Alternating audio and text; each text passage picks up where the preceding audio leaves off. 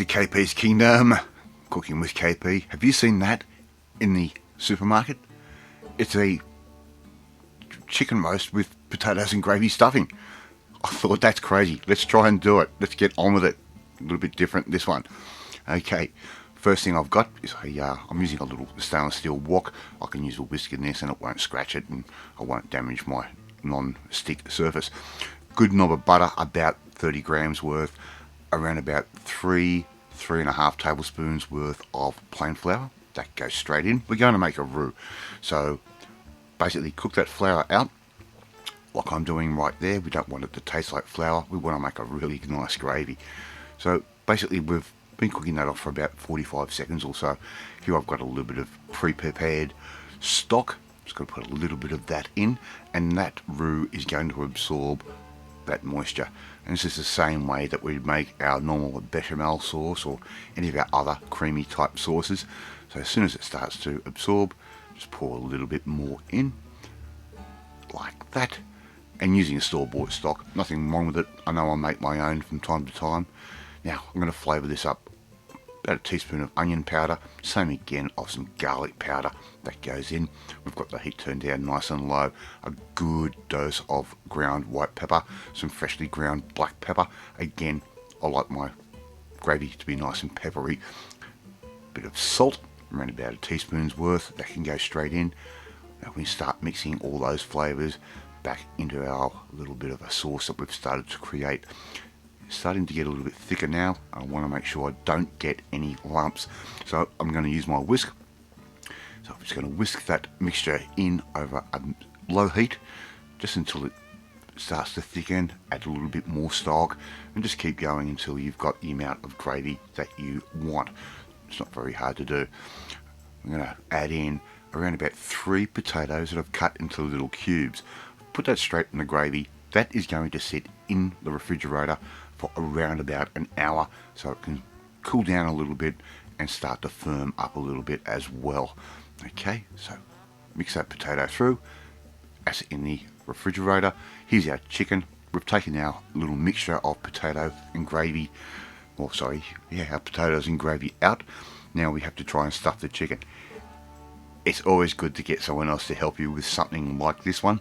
It's a little bit different, a little bit messy.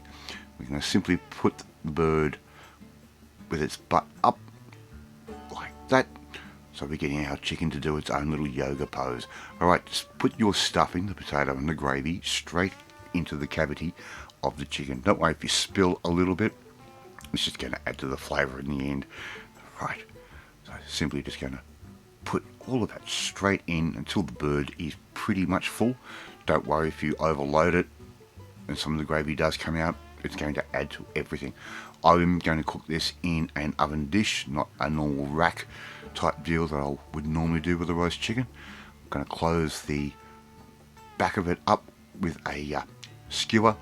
Give it a nice spray with some spray oil. This gives you a really good crunchy skin, and I love a crunchy skin on the chicken.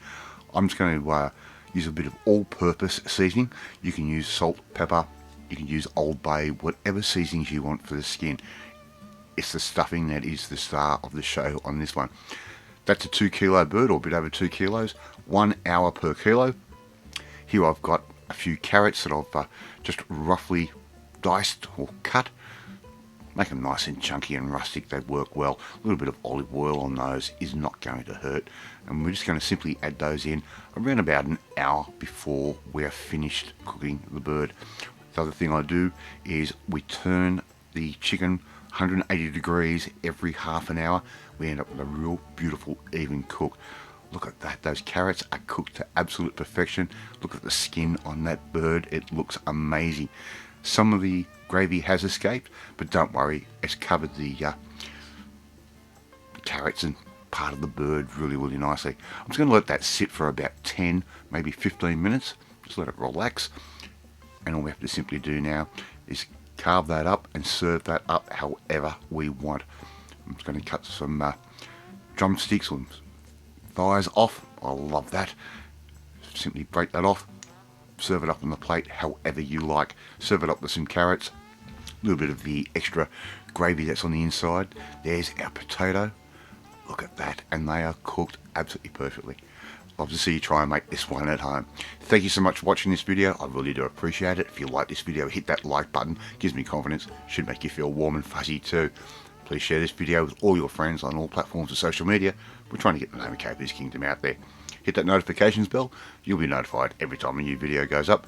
More importantly, if you want to learn how to come up with something different, something new, just like this one that I saw in the supermarket, well, you need to come and join the family, my family. Hit that subscribe button and you'll never miss another one of my videos again.